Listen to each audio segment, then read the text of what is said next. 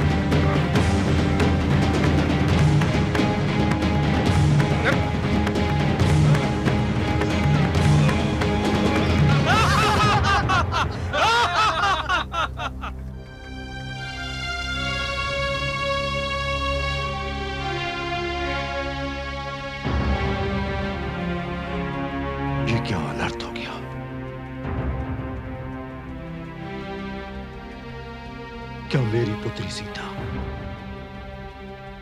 मेरी नयन तारा जीवन भर अविवाहित रह जाएगी? यदि मुझे ज्ञात होता तो मैं ये संकल्प भी न लेता।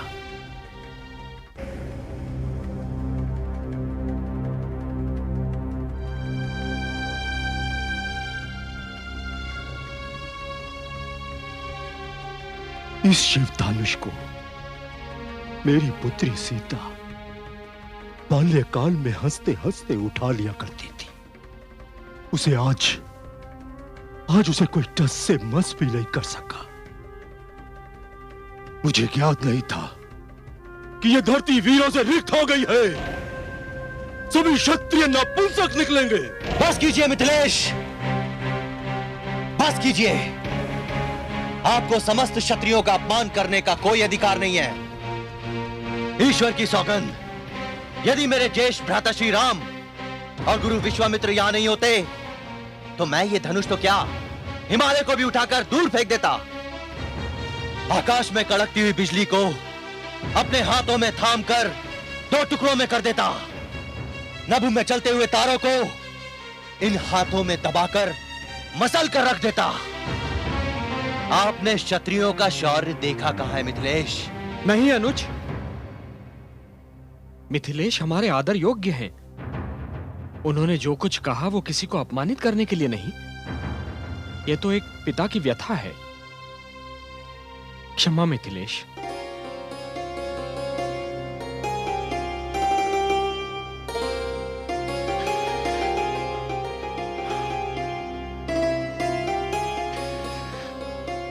शिष्य राम, मेरे लिए मिथिलेश का दुख असहनीय हो रहा है। जाओ और महाराज जनक का संताप मिटा दो।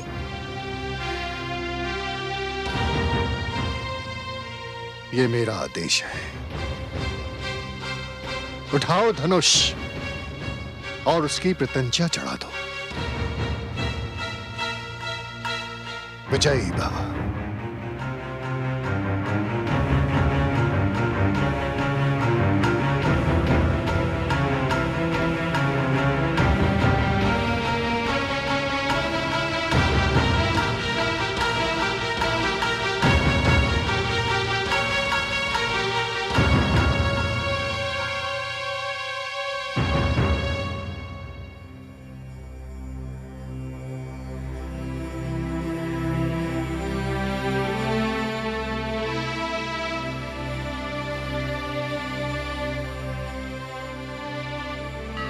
हे उमा महेश्वर, गुरु का आदेश सर्वोपरि होता है, उसका पालन करने की शक्ति दीजिए भगवान। मैं आपके चरणों में आवाहन करता हूं कि मेरे मन की अन्य सारी इच्छाओं, आकांक्षाओं को त्यागने में मेरी सहायता कीजिए। हे ही गौरी शपिनाक पाणे शशांक मौले वृषभाधिरूढ़ देवाधिदेवेश महेश नित्यं ग्रहाण पूजां भगवन् नमस्ते।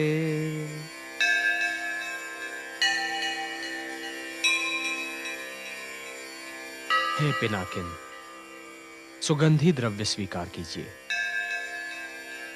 ओम त्र्यंबकं यजामहे सुगंधिं पुष्टिवर्धनम् उर्वारुकमिव बन्धनात् मृत्योर्मुक्षीयमामृतात्।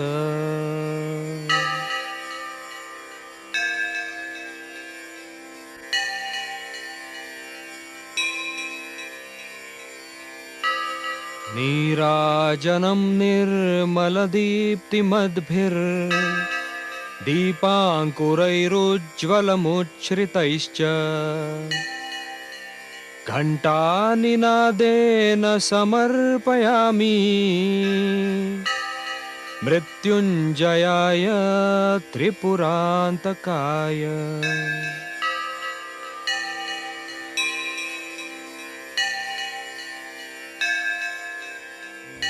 हे विष्णु वल्लभ, हे अंबिकानाथ, हे वीरभद्र, शक्ति दो,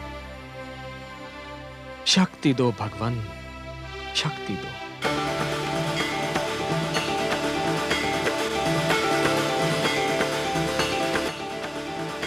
ओम नमः पार्वती पतये हर हर महादेव।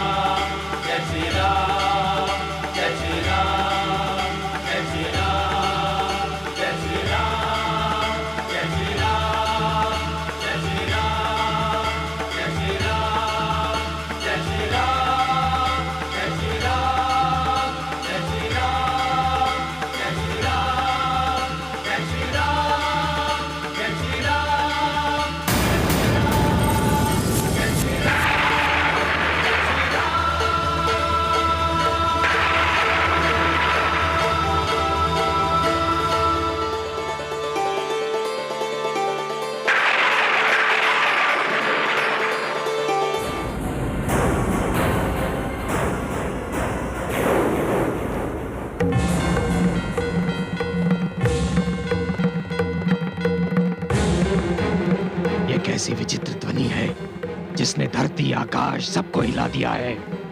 अवश्य ही किसी ने मेरे आराध्य एवं गुरु शिव का धनुष तोड़ दिया है। जिसने भी ये दुस्साहस किया है, ईश्वर की सौगंध, उसने स्वयं की मृत्यु को निमंत्रण दिया है।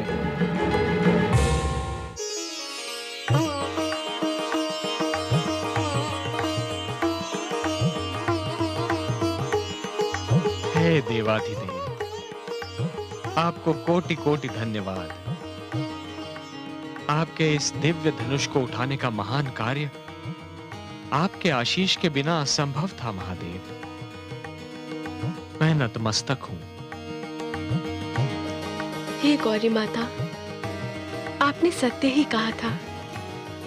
जिसका जिस पर सत्य स्नेह होता है, उससे वो मिलता ही है।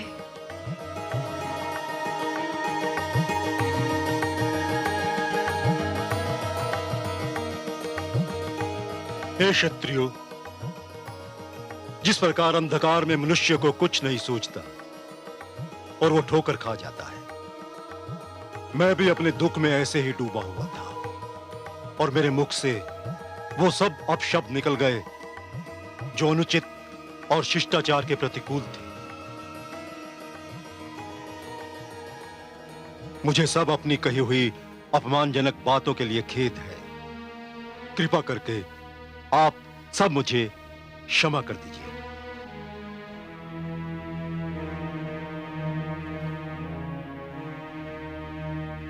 अब अपने पिता के वचन का पालन करो जनक नंदिनी। श्री राम ने स्वयंवर में स्वयं को तुम्हारे पति होने के योग्य सिद्ध कर दिया। जाओ, उनके गले में वरमाला पहनाओ। दीदी चलो।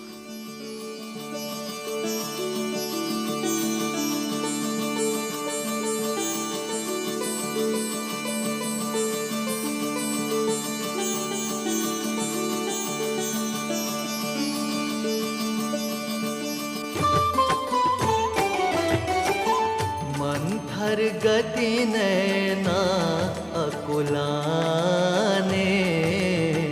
चली विजय माला पहिराने। लजवंती सिय रूप निराला, रघुवर कंठ डारी दई माला। रघुवर कंठ डारी दई माला। रूप निहारत मिथिला वासी, राम सिया जोड़ी सुख राशि। हर्षत देव निरखिए जोड़ी, जुगत रूप महिमा नहीं थोड़ी। जुगत रूप महिमा नहीं थोड़ी।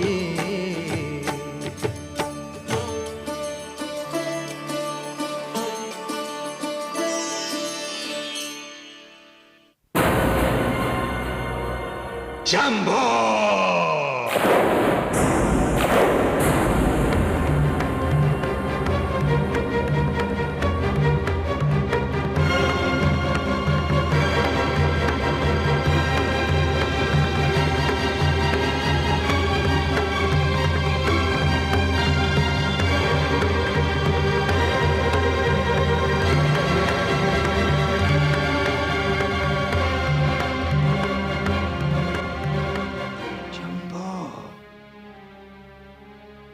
कौन है ये दुस्साहसी?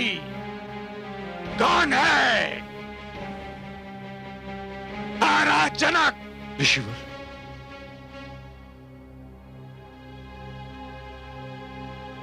हे प्रभु, हे ऋषिवर, हे परशुराम, क्षमा क्षमा। मैंने भगवान शिव के समक्ष ये प्रतिज्ञा ली थी कि जो भी इस शिव धनुष को उठाकर इस पर प्रत्यंचा चढ़ाएगा, मैं उसी से अपनी पुत्री सीता का विवाह करूंगा। तुम्हारी प्रतिज्ञा का संबंध इस धनुष को उठाने एवं उस पर प्रत्यंचा चढ़ाने से था, इसे तोड़ने से नहीं। जिसने भी यह अपराध किया है, वो मेरे सामने आए।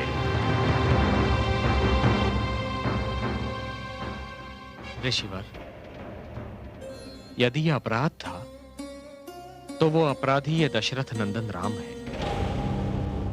किंतु मेरा विश्वास कीजिए ऋषिवर, मैंने यह अपराध जानबूझकर नहीं किया है। प्रत्यंचा चढ़ाने की चेष्टा में धनुष मुझसे टूट गया। यदि आपको इससे दुख पहुंचा है तो क्षमा प्रार्थी हूं।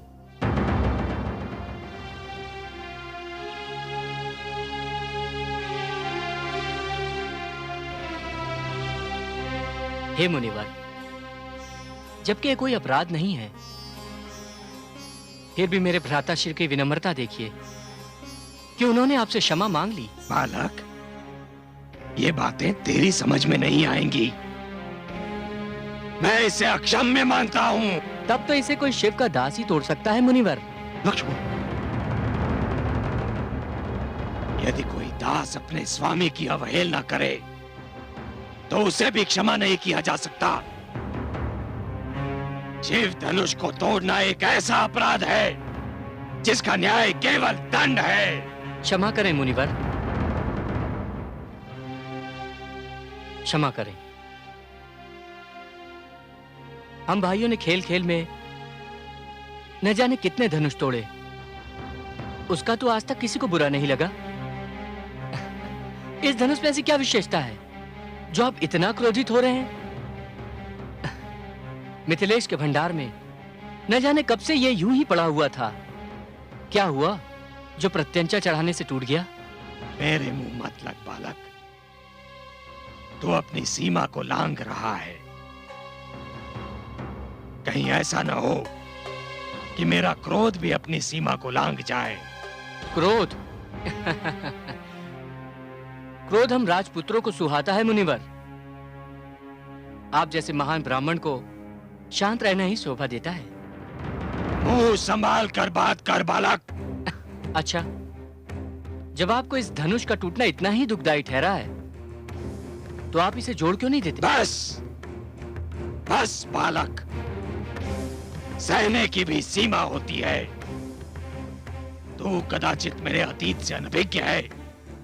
अनभिज्ञ नहीं हूं मुनिवर, इसीलिए तो आपसे कह रहा हूं कि जब आपके पिता के तप से आपकी माता का कटा हुआ सिर जुड़ सकता है तो आपके पराक्रम से यह धनुष भी जुड़ सकता है। क्षमा ऋषिवर, क्षमा। मेरे अनुज को क्षमा कर दीजिए। लाड़ प्यार से बिगड़े हुए इस राजकिशोर को तो मैं क्षमा कर सकता हूं, किंतु तुम्हें नहीं कर सकता। तुमने मेरे आराध्य शिव का धनुष तोड़ने का जघन्य अपराध किया है। मैंने इस धरती पर 21 बार क्षत्रियों का विनाश किया है, किंतु लगता है कि अब भी मेरा संकल्प पूर्ण नहीं हुआ। आज मेरे हाथों एक और क्षत्रिय मारा जाएगा।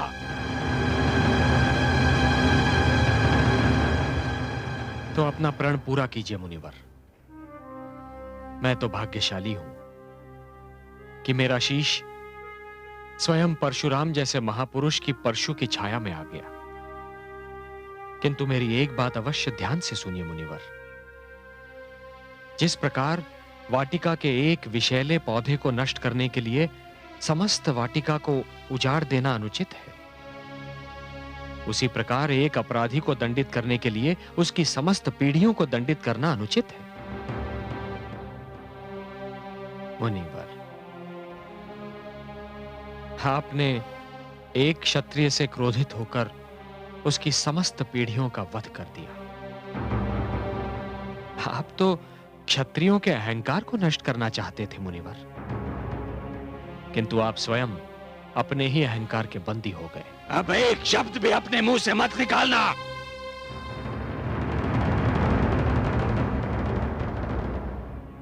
क्यों मुनिवर?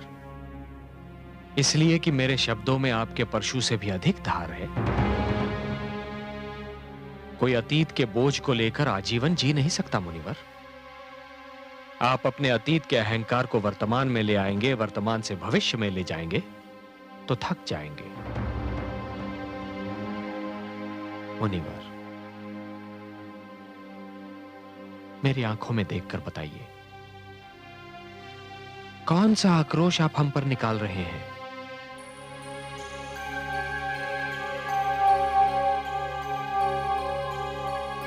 आदेश दीजिए मुनिवर।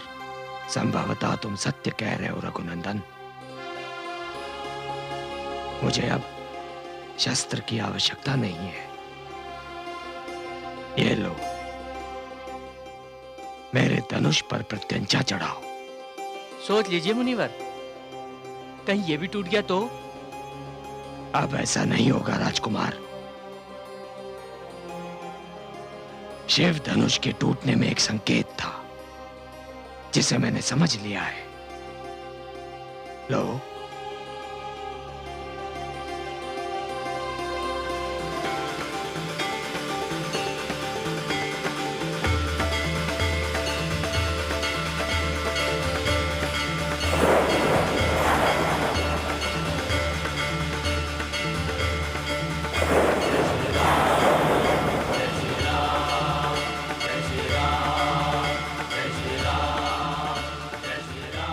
प्रभु, प्रभु, राम अवतार आ गया है। हे नरश्रेष्ठ, मुझसे सचमुच भूल हो गई थी। अब मैं अपने अतीत के अहंकार से उतर गया हूं। ब्राह्मण होकर भी मैं क्षत्रिय कर्म करने पर विवश हो गया था प्रभु। अब मैं संपूर्ण ब्राह्मणत्व प्राप्त करने जा रहा हूं।